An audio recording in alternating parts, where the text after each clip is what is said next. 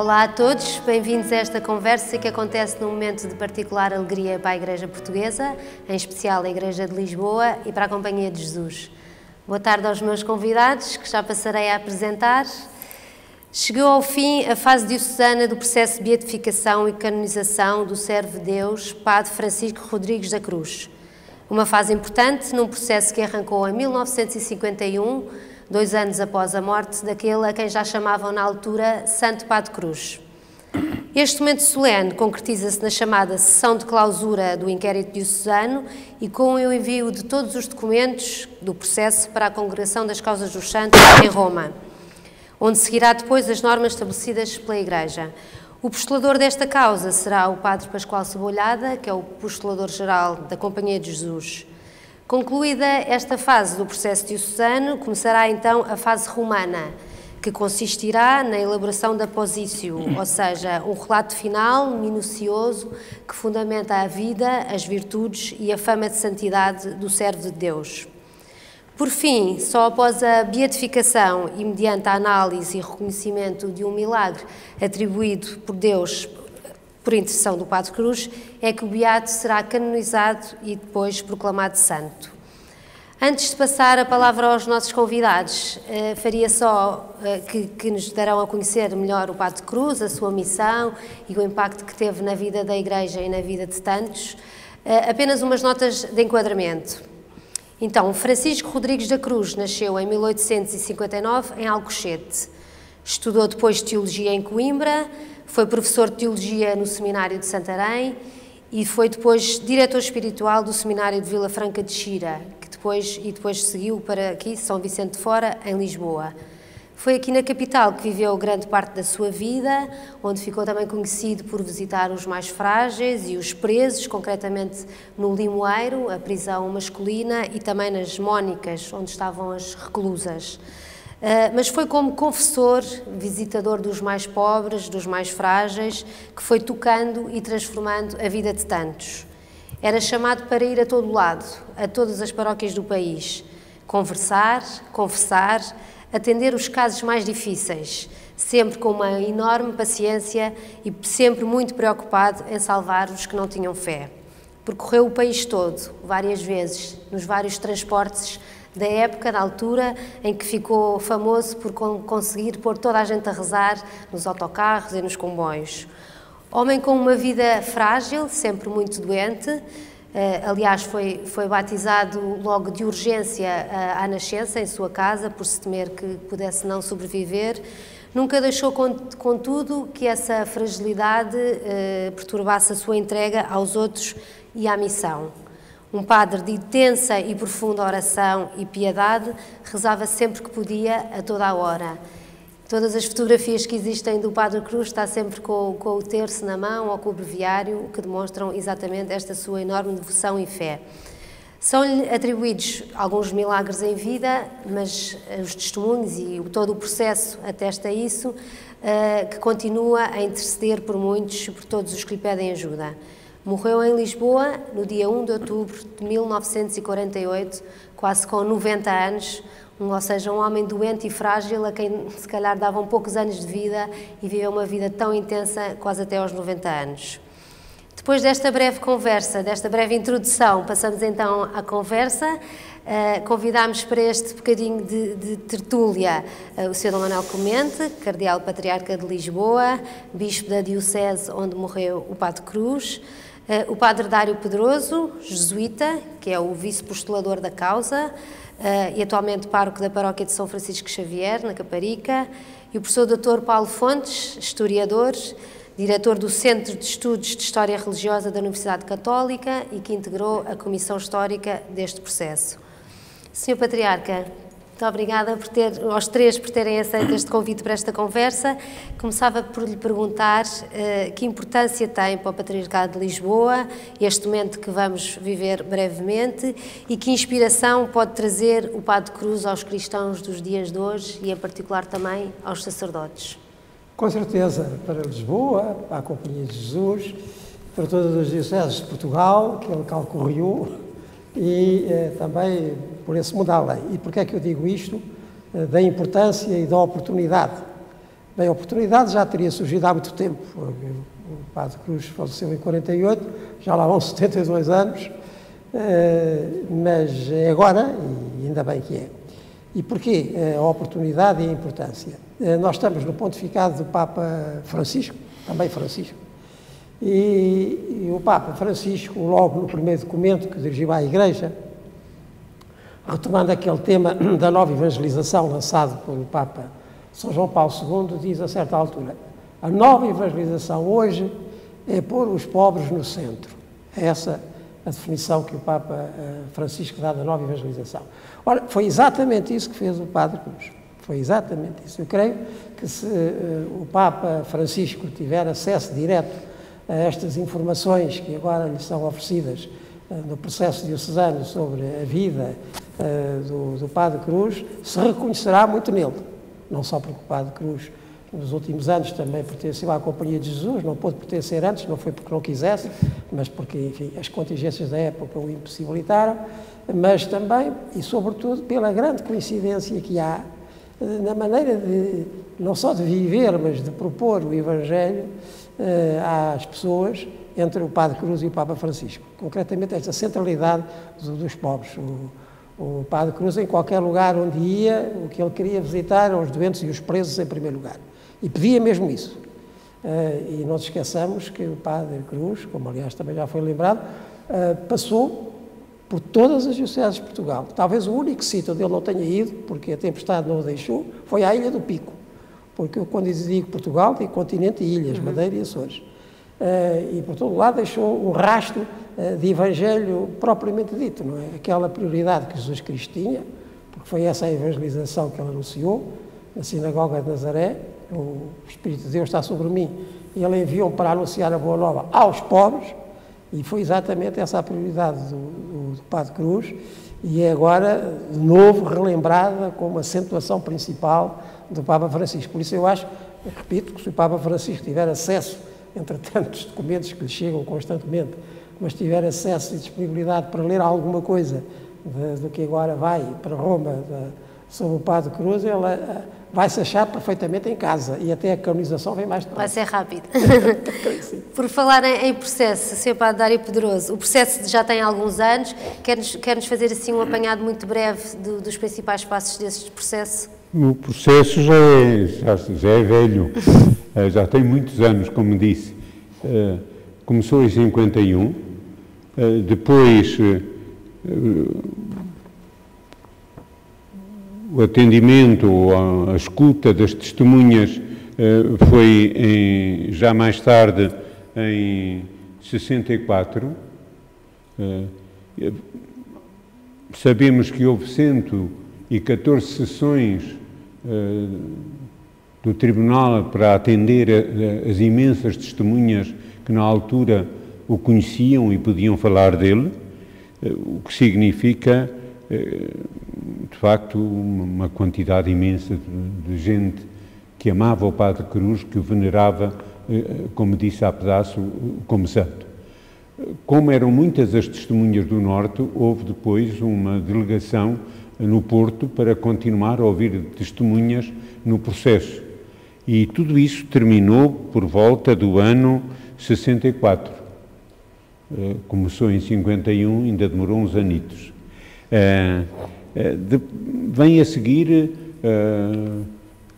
a compilação de textos, de cartas, de escritos, o que foi tudo bastante demorado, mas enviado para Roma nesse primeiro momento, a cerca do ano 71, 7 anos depois de ser finalizado aqui esse inquérito, esse diálogo, essas sessões do Tribunal Religioso, e aprovado os escritos dele como servo de Deus. Mas como as leis da Igreja também foram mudando, sobretudo no que lhe diz respeito, ou seja, na congregação dos santos, que trata das canonizações, foi necessário depois nomear uma comissão histórica, que não estava prevista nos regulamentos da congregação, como foi necessário voltar a ouvir alguns testemunhos. Tudo isto demorou muito. Para nós foi tempo demais, mas foi assim e temos que aceitar essa caminhada histórica maravilhosa. Depois houve com o novo prefeito da Congregação dos Santos, houve nova legislação e as coisas voltaram a Portugal com a recomendação de ser nomeada uma segunda comissão histórica. E assim foi. Mais recentemente já? Mais recentemente. Essa segunda comissão histórica já foi nomeada em 2009. Veja a distância de tempo a que já estamos, com o tal processo supletivo. Finalmente, uma terceira comissão histórica foi nomeada o ano passado, ainda mais recentemente, ano passado, e terminou o seu trabalho e apresentou numa sessão solene presidida pelo Sr. Patriarca no dia 1 de outubro, dia do aniversário da morte do Padre Cruz. Entretanto, eu tinha já sido nomeado vice-postulador em 2016, já tive que cuidar um bocadinho da nomeação, ou de pedir à autoridade da Diocese, na pessoa do Sr. Patriarca, a nomeação desta Comissão Histórica e, finalmente, parece que finalmente chegamos a esta sessão, que será dia 17 de dezembro, daqui a uns dias, do encerramento solene de todo este processo. É um momento de muito júbilo, de muita alegria, apesar de todos sentirmos que é demasiado atrasado, isto já devia ter sido há mais anos, mas as dificuldades de um lado e do outro, de vários vice-postuladores, porque entretanto uns morreram, de comissões históricas nomeadas umas a seguir às outras porque foi necessário. Sim. E foi sempre necessário estar atento ao que Roma pedia, aos documentos que a Congregação Romana exigia para a causa poder ter consistência e ir por diante. Mas chegámos ao fim, graças a Deus. Como dizia o Sr. Patriarca, agora em Roma vai ser tudo muito rápido, esperemos. Então, se calhar passava aqui a palavra ao professor Paulo Fontes, que exatamente integrou esta última comissão histórica que o Sr. Padre Dário referia, para lhe perguntar como é que pode a figura do Padre Cruz ser enquadrada no contexto sociopolítico e eclesial do seu tempo, que foi um tempo muito complexo e conturbado, com muitas mudanças. Como é que pode ser enquadrada? Ora bem, a pergunta é complexa neste sentido. O Padre Cruz viveu desde meados do século XIX até meados do século XX. Portanto, percorreu praticamente, nos quase 90 anos de vida, um século de existência. Conheceu diferentes regimes políticos, desde a monarquia constitucional, a implantação e a Primeira República, a ditadura militar, o Estado Novo. Conheceu um país que estava em grande processo de transformação a vários níveis. Poderíamos dizer assim uma palavra, um processo que poderíamos dizer de modernização. Estava em Portugal, em primeiro lugar, uma tentativa de estabilização da sociedade portuguesa e de regeneração da sociedade portuguesa assente num projeto industrial, de alguma industrialização, que chegou tardia e apenas a algumas zonas do território português. Um país que, apesar disso, permaneceu maioritariamente rural. Um país relativamente periférico, embora com um legado que lhe permitisse pretender disputar com as outras potências europeias o seu império. Um país de tradição católica, um país também com complexificação e diferenciação social, mas onde o analfabetismo é um traço, apesar dos vários esforços tidos ao longo desse tempo, é um traço dominante. O que é que une, digamos assim, do ponto de vista do contexto e que pode dar alguma unidade à compreensão da ação de uma figura como o Padre Cruz? É um país onde, tal como acontecia um pouco também em outros países europeus de tradição católica, a instauração do regime liberal, por um lado, e as mudanças sociais trazidas pela industrialização e pelos novos movimentos sociais, culturais e políticos, tinham vindo colocar em questão o lugar tradicional do cristianismo, do catolicismo na sociedade portuguesa, e nomeadamente o papel da Igreja na sociedade. Basta pensar no fim das ordens religiosas, anteriormente, e na passagem de um país que se define confessionalmente como católico, portanto, onde há uma religião de Estado até 1911, que é o catolicismo, e que, entretanto, opera uma mudança para um país não confessional, mas onde o catolicismo continua a ser, ou é cada vez mais, até me atreveria a dizer assim, uma referência social, cultural, que contribui para moldar a identidade portuguesa. E é nesse país em mutação, em transição, por variedíssimos processos, que vai emergir esta figura carismática, muito atenta à realidade em que se move, e que vai inaugurar, diríamos assim, um tipo de apostolado, ou que vai inscrever-se num tipo de apostolado que é relativamente novo. Esta dimensão do apostolado, do ser apóstolo, perante a noção de que há um país que está em uma sociedade em descristianização, a resposta é precisamente recristianizar. E aí o apostolado é fundamental. E um apostolado que se define, sobretudo, a partir da utilidade social da religião. Essa é uma das marcas interessantes e fecundas do catolicismo nesta transição de um século para o outro. É o catolicismo tornar-se útil às pessoas, útil à sociedade. Eu diria, se quiséssemos, em termos religiosos, a passagem de um catolicismo de tradição para um catolicismo de convicção. Isto é um bocadinho simplificando, mas é neste processo que estamos. E aí se inscreve o trabalho apostólico, missionário, marcado por um elemento extremamente moderno, mas que recupera uma tradição também velha da Igreja, que é a da itinerância, já aqui foi dito. O Padre Cruz percorreu o país de les a les e conseguiu conciliar duas realidades que são elas também marcantes do país. Por um lado, ir ao encontro dos mais necessitados, dos pobres, dos presos, dos setores mais marginalizados, de uma certa vadiagem, ponhamos, de gente que o procurava em situação pessoal, social, familiar difícil, mas ao mesmo tempo faz isso procurando uma pregação e uma prática devocional e sacramental, nomeadamente pela confissão e pela Eucaristia,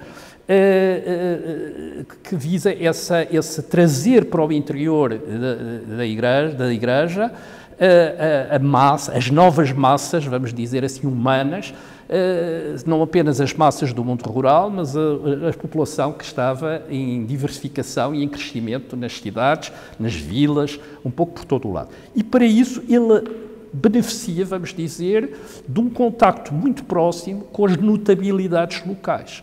Ele, na sua itinerância, é albergado, e seria muito interessante estudar-se mais a fundo, precisamente, toda a sua vida. Eu acho que há um desafio que temos, que é refazer-se uma biografia hoje, de novo, da própria figura de Padre Cruz, percebendo o sentido desta itinerância, por onde andou, o que fez, o que pregou. Ele não era um homem de grandes conteúdos, digamos, teológicos, mas era um homem que trazia consigo uma integridade e uma autenticidade, uma sinceridade até, podemos dizer assim, que cativava as pessoas pela sua pregação, pelo seu acolhimento, pela sua palavra de conforto e, ao mesmo tempo, pela sua prática esmoleira. Não é? Ele era conhecido por trazer com ele, precisamente, sempre o terço, o breviário e uma sacola onde ele transportava o que lhe iam dando, o que ele ia recolhendo, o que ele ia distribuindo, e isso criou, digamos assim, no imaginário do Padre Cruz, uma nova figura de padre. Porque, de facto, passamos de um padre que era um funcionário de Estado, se quisermos, do século XIX, para simplificar, para o padre que é um ministro da Igreja e que revaloriza a sua função sacerdotal e, ao mesmo tempo, o seu lugar central nesta nova missionação, vamos dizer assim. Poderíamos dizer que aí ele se inscreve também dentro do que foram as missões populares, de algum modo. Era isso, no fundo, que ele era chamado muitas vezes a fazer. Era organizar pregações, promover devoções, nomeadamente a devoção ao coração de Jesus, ao Sagrado Coração de Jesus, promover a prática regular da confissão, a participação na Eucaristia, portanto, e na missa, e depois umas prédicas de enquadramento, nomeadamente que visavam os setores que estavam mais afastados da Igreja. Esses setores ditos marginais ou de periferia, como nós diríamos. Por exemplo, uma atenção que ele dava também, e parece ter tido algum sucesso nisso, junto, por exemplo, do público masculino, digamos, dos homens, que eram mais refratários, tradicionalmente eram mais refratários do que as mulheres à prática religiosa. Isso é muito interessante. Portanto, estamos aqui diante de uma figura que encarna, vamos dizer assim, esta mudança de paradigma do que é ser padre na sociedade portuguesa. No caso dele, não foi por via, ainda que tenha sido formador de seminário, foi professor, não foi por essa via, mas foi por via da pregação e do exercício ministerial, diríamos assim, do ser e sacerdotal.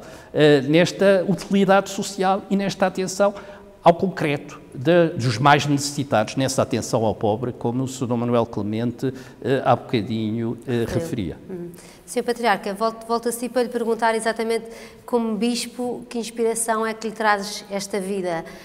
Muito grande, creio que a todos nós, padres e não padres, cristãos em geral, mas especialmente aos sacerdotes. Forçando isto que estava a dizer o Dr. Paulo Fontes, de um clero que estava muito burocratizado e também a legislação do século XIX não lhe permitia muito mais, era assim, digamos, a parte eclesiástica do funcionalismo público, o clero até à República, mas digamos, com exemplos muito bonitos também de testemunho evangélico, com certeza. Agora, o Padre Cruz traz depois aquilo que é, no fundo, a figura de Cristo e que está sempre presente na tradição cristã.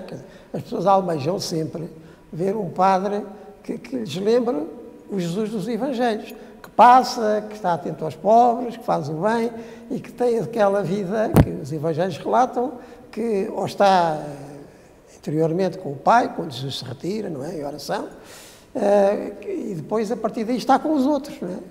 Manifestando essa mesma misericórdia divina. E as pessoas, todos nós, que somos tocados pela mensagem de Cristo e do Evangelho, estamos à espera de ver nos padres, em especial, o reflexo desta figura, quer sejam padres mais situados, porque, enfim, estão numa comunidade cristã territorialmente fixa, quer padres que passam, ver esta figura. E o Padre Cruz era isto. No que diz respeito a este aspecto que já foi focado, da sua piedade, portanto, da sua vida de oração, que era o seu sustento, digamos, de onde o resto partia, ele gostava muito de repetir aquela fase do Santo Afonso Maria de Ligório, não é? Quem quer o que Deus quer, tem tudo quanto quer. Ele repetia muito isto, ou seja, a partir do que Deus quer, interiormente sentido e apercebido e estimulado, depois fazer o que Deus quer e ter tudo quanto quer, não é? E por isso o Padre Cruz junta muito bem estes dois aspectos, digamos, complementares do que é a figura de Cristo e do que há de ser a figura do sacerdote. Portanto, o homem de Deus e, a partir de Deus, o homem de todos, sobretudo daqueles em quem a misericórdia divina mais se aplica, isto é, aos pobres, não é? De todas estas pobrezas, como já aqui foi referido. E isso passou, deixou um rastro por onde passou, que tem essa, ao mesmo tempo, evidência e eficácia lembrar Cristo às pessoas, porque isso está na alma das pessoas. Há quase 2 milénios que o Evangelho é conhecido neste território e por isso as pessoas, crentes ou não crentes, têm sempre essa figura de Cristo, digamos, como cultura, como aquela ideia básica e aquele sentimento profundo. E quando vem alguém como o Padre Cruz, que era exatamente isso, portanto, era um homem que ou rezava, ou pregava, ou confessava, ou visitava doentes, ou visitava presos, a imagem de Cristo ressaltava. E essa é a evangelização, não é? E o Padre Cruz, como foi depois, no século XX, o Padre Américo e muitos outros, mas o Padre Cruz, até por esta longevidade que teve, tocou do muitas século XIX vidas. para o século XX e sobretudo do século XX, e sobretudo quando era muito difícil até em termos públicos aparecer como sacerdote, a partir de 1910, aqueles anos são muito complicados, mas ele já estava aí tão presente naquilo que fazia, que se impunha por si. Não é? Muito bem. Sr. Padre Dário, como vice-postulador e tendo contactado com tantos documentos e com tantos testemunhos de que falam das graças do Padre Cruz, o que é que o impressiona mais? E sendo também jesuíta, faço-lhe já aqui outra pergunta: como é que olha para este desejo que o Padre Cruz teve sempre durante toda a sua vida de entrar para a Companhia de Jesus, algo que veio a acontecer já quase no final da sua vida? Na primeira pergunta, eu não sei o que é que me entusiasma mais de tanto testemunho e de tanta riqueza de graças e de dons. Continuam a chegar, não é? Continuam não estamos a falar do processo. Continuam a chegar. Quando entrei para vice-postulador, não fazia a mínima ideia da imensidade de cartas, de graças, de descrição, de dons que, através do Padre Cruz, as pessoas estão confiadas que receberam de Deus. Como no dia do aniversário da sua morte, em que celebrei a primeira vez na capela do cemitério de Benfica, onde estão os restos mortais do Padre Cruz, no jazigo da Companhia de Jesus, saber que veio uma caminhonete inteira de Monção. É uma coisa espantosa, nunca tal me passou para a cabeça. Mas agora, ao ver o correio, ver cartas do Brasil, dos Estados Unidos, do Canadá, há 3 semanas chegou-nos uma das Filipinas a pedir relíquias do Padre Cruz, porque lá um missionário falou muito dele e algumas paróquias têm uma particular devoção lá nas Filipinas, quem diria. Como também perceber que temos no secretariado, e é uma relíquia, diria eu, ter uma estampa com a figura do Padre Cruz, mas por trás uma oração em chinês e noutra em japonês, feitas lá, no Japão e na China. Portanto, é uma devoção que não fica pelo nosso país, está pelo mundo inteiro. Não, está por todo o mundo, diria eu, sem querer-se também... Sem o Padre Cruz ter saído de Portugal, não é? No fundo, sim, foi levado por... a fama dos santos espalha-se com facilidade. Santa Teresinha do Menino Jesus não saiu do Carmelo. Exatamente. E é padroeira das missões e é conhecida em todo o mundo. E o Padre Cruz, de algum modo, também, nos territórios que eram de Portugal na altura, é natural. Macau, se calhar foi por aí que chegou à China e ao Japão, como Timor, onde é ainda muito venerado. Portanto, a mim, essa dimensão de universalidade que o Padre Cruz alcançou é própria de um coração que rezava muito e de um homem que amava muito. Só por ter rezado muito e ter amado muito é que ele consegue, se calhar sem ele querer, porque ele não fazia isto para ser conhecido, não fazia isto para ter um nome na sociedade, fazia por amor, no sentido evangélico do serviço, da humildade, do despojamento. Era um pobre, morreu como pobre. Então, esses 2 aspectos me tocam muito. Por outro lado... Como jesuíta? Eu ainda não li muito, tenho de confessar esse pecado, ainda não li muito sobre a relação e o porquê, mas... Da entrada na companhia ter sido já tão tardia. Percebe-se um bocadinho, por um lado, do lado da companhia, um certo, não digo constrangimento, mas o Padre Cruz era um homem débil, doente. Agora, entrar na companhia, se calhar não era o caminho dele, por causa da vida comunitária. Ele estava habituado a outro estilo de vida, um andarilho de Deus, andar por todo o lado, deixar entrar um homem assim, um sacerdote assim.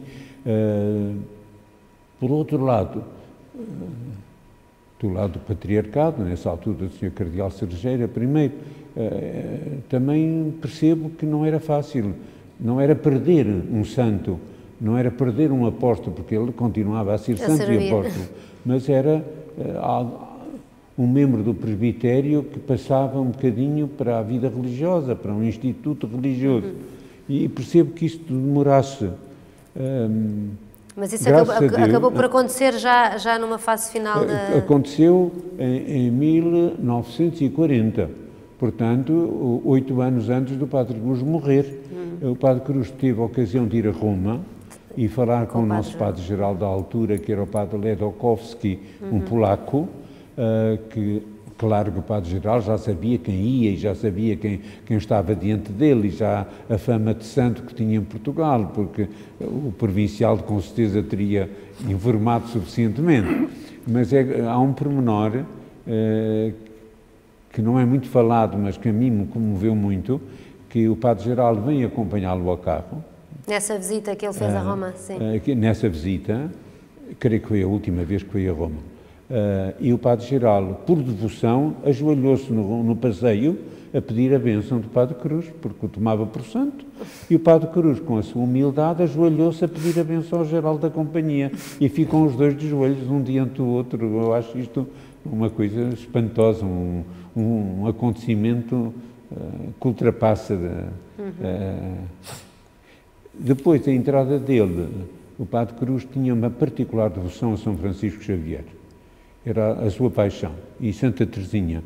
Eu penso que ambos por causa de serem padroeiros das missões, não tanto por outra razão. E ele era um missionário, ele era um evangelizador. Quem lhe dera ir para a China e para o Japão, como Francisco Xavier teve sonho de entrar na China.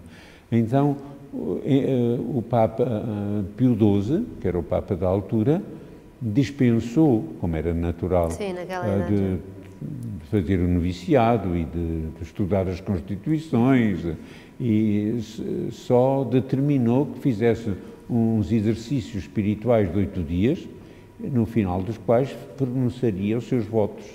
E assim foi.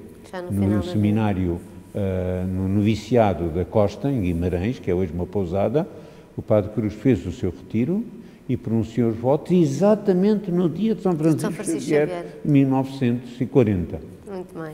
Então, a ligação dele a Xavier, é desde o Xavier início. Santo, São Francisco Xavier, que também era Francisco, é alguma coisa que a mim me impressiona. Usa muito a expressão "o meu santo irmão", quando fala de São Francisco Xavier. Professor Paulo Fontes, só aqui uma última questão. Que importância tem este momento para a nossa Igreja atual? E o que é que faz com que muitas vezes só olhe para esta figura do Padre Cruz como uma figura datada, ou seja, circunscrita a um espaço e tempo concreto? Se pudesse explicar assim resumidamente.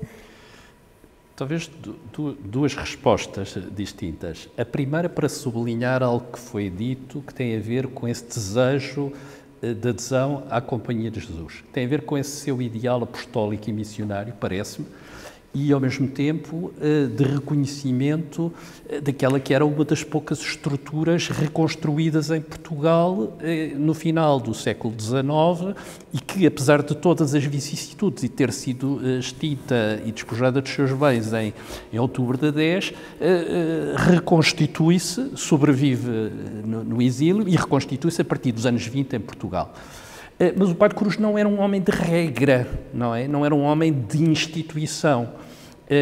Esta noção de ser um andarilho de Deus, creio que é uma figura que lhe calha bastante bem e, portanto, ele acaba por ser reconhecido e, poderíamos dizer, marcar as pessoas até aos dias de hoje, provavelmente por uma característica que eu creio que o torna próximo de nós hoje, que era o exercício da caridade na proximidade e na verdade das realidades concretas. Na verdade das realidades concretas. O que é que eu quero dizer com isto? Quando nós dizemos que ele visitava prisões num tempo em que as prisões, se ainda hoje são lugares onde nem todos nós teremos capacidade, nem vontade, nem disponibilidade de visitar, nessa época eram estruturas que acolhiam, de facto, as situações mais dramáticas, marcadas por grandes traços de desumanidade, de violência, de exclusão social, de miséria humana. E, portanto, o confronto direto com as pessoas que aí habitavam e que reconheciam nele alguém que lhes devolvia a sua própria dignidade. Eu creio que este é um dos traços, a mim, pessoalmente, que mais me impressiona. E eu creio que isso ajudou a construir a sua fama, vamos dizer assim, de santidade. Para lá do seu hábito, para lá da sua postura física, etc., há que contar esta história do encontro das pessoas com ele e deles com as pessoas. Ele era, no fundo, se tivéssemos que buscar na tradição cristã uma parábola, é a parábola que hoje o Papa Francisco trata na encíclica Fratelli Tutti. É a parábola do bom samaritano, que nós nos habituámos a ver muito moralizada, não é? Na sua radicalidade, Padre Cruz viveu aqui, é procurar ir ao encontro e reconhecer naquele que está mais demonido, aproximar-se daquele que mais precisa dele. E isso, eu creio que é um traço marcante e faz a sua memória, digamos, a sua memória. Eu posso contar, não sei se ainda haverá tempo, mas... Muito brevemente. Muito brevemente, como é que eu conheci o Padre Cruz. Eu conheci o Padre Cruz em casa dos meus avós paternos, que tinham um pequeno busto dele. E porquê? Pela fama de santidade que ele tinha, pela fama de homem bom, e depois, se quisermos, ir um bocadinho mais fundo, porque os meus avós paternos eram de Torrozelo, terra de Joana Mendes Leal, que foi uma das primeiras biógrafas do Padre Cruz. Portanto, há redes, já havia nessa altura, falamos da sociedade de redes, já havia nessa altura redes de disseminação, de difusão deste bem-fazer e deste sentido de proximidade. E eu creio que é isso que, até aos dias de hoje, permanece na memória popular e que atrai tanta gente. Então, estamos assim no final já do nosso tempo, se calhar o Padre Dário já respondeu um bocadinho a esta pergunta, mas perguntava aqui ao Sr. Patriarca e ao Professor Paulo Fontes, tem assim algum aspecto, algum episódio concreto da vida do Padre Cruz, que são tantas as histórias, mas assim alguma coisa mais concreta que queiram referir? Eu gosto de lembrar, porque mostra uma faceta, digamos, de humor do Padre Cruz. Ele também repetia muito aquela frase do São Francisco de Sales, que um santo triste é um triste santo.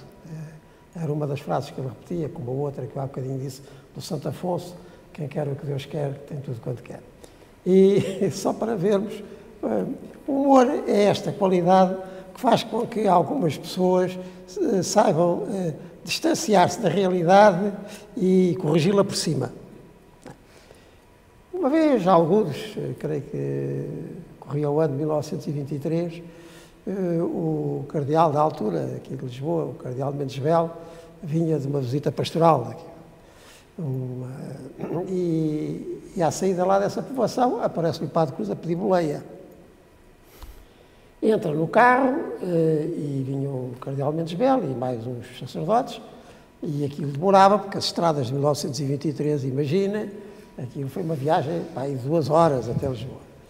E assim que entra, boa noite, como está a Vossa Eminência, mas sabem, ainda que antes que a conversa descambasse para outros assuntos assim mais frívolos, sabem, eu ainda hoje não rezei o meu tercinho, de maneira que se quiser, e vai disto, nem deu tempo para os outros responderem. E a viagem prolongou-se, chegaram a Lisboa ao fim de umas 2 horas, e quando finalmente o carro para, e enfim, o cardeal esperaria que se despedissem, o Padre Cruz sai-se com esta, sabe, Vossa Eminência, só falta um mistério para acabarmos o 9º terço. E então, com o carro parado, lá vai o último mistério do 9º terço. Isto mostra o tal capacidade que eu chamei humor, que é de não de sermos apanhados pela realidade, mas corrigi-la por cima. Não é? Portanto, em vez de ser assim 2 horas de conversata qualquer, vamos a isto. E no fim ainda sobrou mais um mistério do terço. Para esperar um bocadinho. O professor Paulo Fontes já referiu aqui alguns... Esta história ilustra bem também um sentido humano profundo, não acrescentaria mais. Muitas histórias haverá, muitas ainda que não conhecemos, ou que estão nos muitos livros que o Sr. Padre Dário tem lá na causa dos santos. Eu resta-me agradecer aqui esta conversa com estes 3 convidados e desejar que este seja um processo breve e que chegue rapidamente às mãos do Papa Francisco, como dizia aqui o Sr. Manuel Clemente, e que dentro de pouco tempo possamos celebrar então o Padre Cruz como santo da nossa Igreja. Obrigada e boa tarde.